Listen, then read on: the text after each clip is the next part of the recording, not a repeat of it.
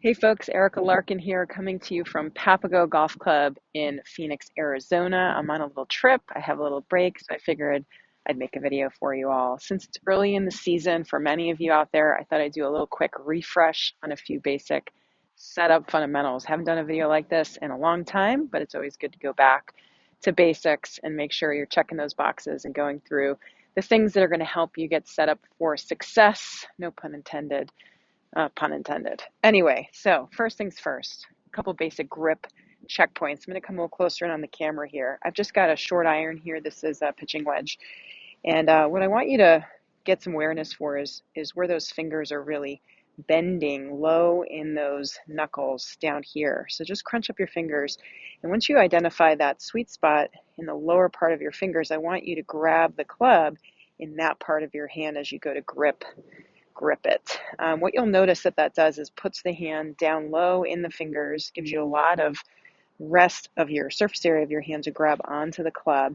And as you go with your lead hand, which for me is my left hand, to grip the club, once I get those fingers around the back side, I can wrap the rest of my hand on top. That gives me a lot of nice control with that left hand. So that's what we're looking for. A couple key checkpoints here.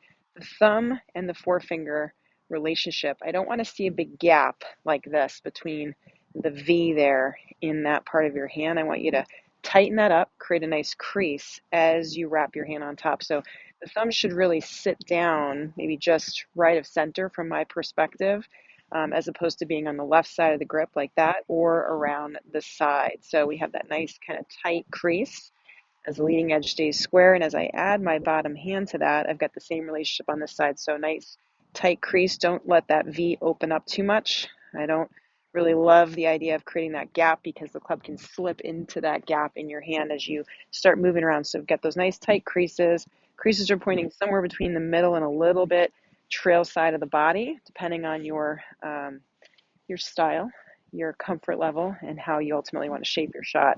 Now I interlock, but you can do a variety of ways the hands touch together. But just as a quick orientation, checkpoint and leverage checkpoint in the fingers, and then keep those creases nice and tight. Now let's talk a little bit about posture. So posture. When we go ahead and get set up, what I want you to do is really make sure that you're hinging from your hip joints and sliding those fingertips down just to meet the top of the kneecaps, because for you, depending on your arm length, your height, your body proportions, your leg length, that's going to give you about the perfect spot to start from. So once you've identified that postural feeling from the correct place, which is again hinging from the hip joints, then I want you to start feeling like you can move your body right, left, get those shoulders turning, get those hips turning, and see if your club can just gently find the ground from here. So that's going to give you a good feeling as to your balance, but also if you've established a good radius between you and the ground. If you're too tall, it might feel a little bit awkward to find the ground from that taller checkpoint. If you get really low, it's going to feel like you have to lift the club up in space to create any kind of a swinging action. So hinge from the hips, just the right amount. Create that radius to the ground with the club that you've got in your hand. And then just give it a few little swings like this. So we've got grip and posture established now. Last but not least, alignment. So I've got a golf ball here. Hopefully I'm in mid-frame. And what I want you to do is establish a little target line. So I'm going to look at that first red flag. And I really want to pick my intermediate spot. And from here, once I've got my spot on the ground that I've identified as in line with my target, I'm really going to focus in on that with my leading edge of my club face, trying to point to that spot. And I'm still feet together facing the golf ball and the shaft of the club.